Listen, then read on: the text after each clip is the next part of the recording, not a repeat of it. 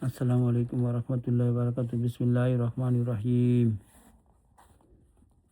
উকবা রাদিয়াল্লাহু আনহু বলেন, আমি মদিনা তৈয়বায় হুজুর সাল্লাল্লাহু আলাইহি ওয়াসাল্লামের পেছনে আসরের নামাজ পড়লাম। হুজুর সাল্লাল্লাহু আলাইহি ওয়াসাল্লাম নামাজের সালাম ফিরাইলেন। কিছুক্ষণ পর উঠিয়া অত্যন্ত দ্রুতগতিতে মানুষের কাঁধের উপর দিয়া অতিক্রম করিয়া বিবিদের কোনো এক ঘরে প্রবেশ করিলেন।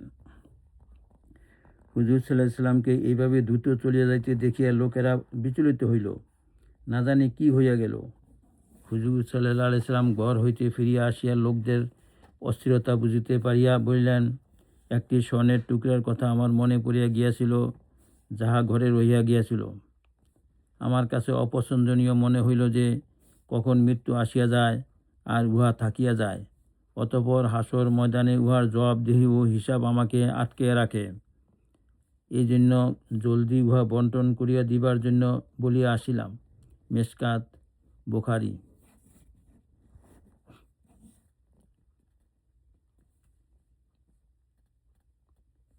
ফায়দা, এই ঘটনার বিবরণী অন্য হাদিসে আসিয়াছে। আমার নিকট ইহা অপছন্দনীয় লাগিল যে হয়তো আমি ভুলিয়া যাইব, আর রাত্রিতে উহা আমার নিকট থাকিয়া যাইবে। ইহা হইতে বেশি আরও আশ্চর্যজনক একটি ঘটনা হাদিস শরীফে বর্ণিত হইয়াছে। হযরত আয়েশা রাদিয়াল্লাহু আনহা বলেন, হুজুর সাল্লাল্লাহু আলাইহি ওয়াসাল্লামের অসুস্থতার সময় তাহার নিকট ৬-৭টি স্বর্ণমুদ্রা ছিল। তখনই হয়তো কোথাও হইতে আসিয়াছিল। হুজুর সাল্লাল্লাহু আলাইহি ওয়াসাল্লাম আমাকে নির্দেশ দিলেন, এইগুলি জলদি বন্টন করিয়া দাও। হুজুর সাল্লাল্লাহু আলাইহি ওয়াসাল্লামের গুরুতর অসুস্থতার কারণে উহা বন্টন করিবার সুযোগ আমার হয় নাই। হুজুর সাল্লাল্লাহু আলাইহি ওয়াসাল্লাম জানিতে চাহিলেন, ওই স্বর্ণমুদ্রাগুলি বন্টন করিয়া দিয়াছ কি? আমি আরজ করিলাম, আপনার অসুস্থতার দরুন একেবারেই সুযোগ পাই নাই। বলিলেন, লইয়া আসো। আমি লইয়া আসিলে উহা হাতের উপর রাখিলেন এবং বলিলেন, আল্লাহর নবীর কি ধারণা, অর্থাৎ তাহার কি পরিমাণ লজ্জা হইবে যদি সে এইগুলি নিজের নিকট রাখিয়া এই অবস্থায় আল্লাহ তাআলার সহিত সাক্ষাৎ করে। মিশকাত। অন্য এক হাদিসে হযরত আয়েশা রাদিয়াল্লাহু আনহা হইতে এই ধরনের আরও একটি ঘটনা বর্ণনা করা হইয়াছে। উহাতে আছে, স্বর্ণ মুদ্রাগুলি রাত্রেই কোথা হইতে আসিয়াছিল। হুজুর সাল্লাল্লাহু আলাইহি ওয়াসাল্লামের ঘুম উড়িয়া গেল। রাতের শেষ অংশে আমি উহা বন্টন করিয়া দেওয়ার পর তিনি ঘুমাইলেন। এহিয়া হযরত সাহাল রাদিয়াল্লাহু আনহু বলেন, হুজুর সাল্লাল্লাহু আলাইহি ওয়াসাল্লামের নিকট ৭টি স্বর্ণমুদ্রা ছিল, যাহা হযরত আয়েশা রাদিয়াল্লাহু আনহার নিকট রক্ষিত ছিল। তিনি হযরত আয়েশা রাদিয়াল্লাহু আনহাকে বলিলেন, উহা আলীর নিকট পাঠিয়ে দাও। ইহা বলিবার পর হুজুর সাল্লাল্লাহু আলাইহি ওয়াসাল্লাম বেহুশ হইয়া গেলেন। ইহাতে হযরত আয়েশা রাদিয়াল্লাহু আনহা তাহার খেদমতে মশগুল হইয়া পড়িলেন। কিছুক্ষণ পর হুশ ফিরিয়া আসিলে পুনরায় একই কথা বলিলেন। অতঃপর আবার বেহুশ হইয়া গেলেন। এইভাবে বারংবার বেহুশ হইতেছিলেন। অবশেষে হুজুর সাল্লাল্লাহু আলাইহি ওয়াসাল্লাম বারবার বলিবার কারণে হযরত আয়েশা রাদিয়াল্লাহু আনহা স্বর্ণ মুদ্রাগুলি হযরত আলী রাদিয়াল্লাহু আনহুর নিকট পাঠিয়ে দিলেন। তিনি উহা বন্টন করিয়া দিলেন।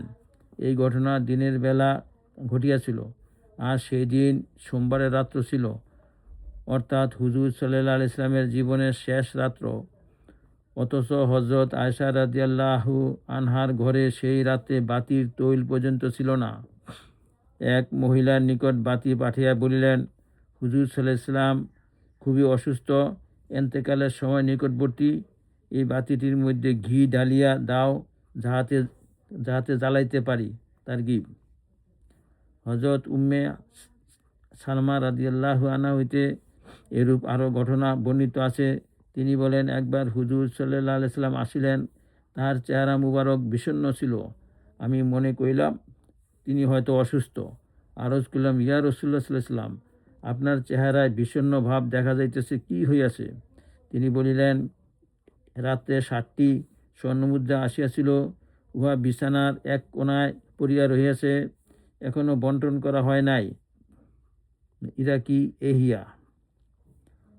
হুজুর সাল্লাল্লাহু আলাইহি ইসলামের খেদমতে হাদিয়া আসিতেই থাকিত, কিন্তু দিন হোক রাত্র হোক, সুস্থ অবস্থা হোক অসুস্থ অবস্থা হোক, যতক্ষণ পর্যন্ত উহা বন্টন না হয়ে যাইত ততক্ষণ পর্যন্ত মনের উপর এক প্রকার ভাব অনুভব করিতেন।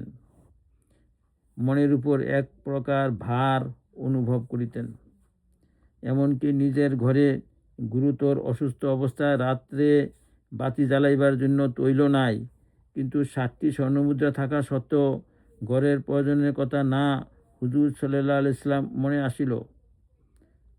ঘরের প্রয়োজনের কথা না হুজুর সাল্লাল্লাহু আলাইহি ইসলামের মনে আসিল, না উম্মুল মুমিনিন হযরত আয়েশা রাদিয়াল্লাহু আনহার স্মরণে আসিল যে সামান্য তৈলের ব্যবস্থা করিয়া লই। লেখক শাইখুল হাদিস রহমতুল্লাহ আলাইহি বলেন, আমার পিতা রহমতুল্লাহ আলাইহির এই অভ্যাস বারবার দেখিবার সুযোগ হইয়াছে যে রাতে তিনি নিজের মালিকানায় কোনো টাকা পয়সা রাখিতে চাহিতেন না। ধার কর্জ তো সবসময় লাগিয়া থাকিত। এমনকি ইন্তেকালের সময়ও 7-8 হাজার রুপি করজ ছিল। এই জন্য রাত্রিবেলায় তাহার নিকট কোনো টাকা পয়সা থাকিলে উহা কোনো পাওনাদারকে দিয়া দিতেন, আর ভাঙতি পয়সা হইলে বাচ্চাদের মধ্যে কাহাকেও দিয়া দিতেন, আর বলিতেন, আমার মন চায় না যে এই অপবিত্র বস্তু রাত্রে আমার নিকট থাকিবে, কখন মৃত্যু আসিয়া যায় জানা নাই। ইয়া হইতে আরও উচ্চ পর্যায়ের কথা আমি হযরত শাহ আব্দুর রহিম রায়পুরি রহমতুল্লাহ আলাইহি সম্পর্কে শুনিয়াছি।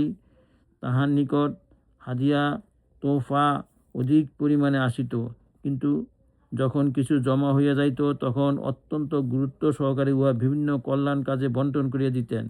ইহার পর আবার যখন কোথাও হইতে কিছু আসিয়া যাইত তখন চেহারা মুবারকে বিষণ্ণতার ছাপ দেখা যাইত। তখন তিনি বলিতেন, এই যে আরও আসিয়া গিয়াছে। জীবনের শেষ সময়ে তিনি নিজের পরনের কাপড়গুলিও বন্টন করিয়া দিয়াছিলেন। তাহার বিশিষ্ট খাদেম হযরত মাওলানা আব্দুল কাদের রহমতুল্লাহ আলাইহিকে বলিয়াছিলেন, এখন তো তোমার নিকট হইতে ধার করিয়া পড়িব। আল্লাহর ওলিদের অবস্থা বড়ই আশ্চর্য। ইহাও একটি মনের আবেগ ও প্রবল আগ্রহ ছিল যে যেভাবে দুনিয়াতে আসিয়াছিলেন সেইভাবেই চলিয়া যাইবেন। এই দুনিয়ার কোনো সম্পদ যেন মালিকানায় না থাকে। ইয়া আল্লাহ, আমাদেরকে নেক আমল করার তৌফিক দান করুন।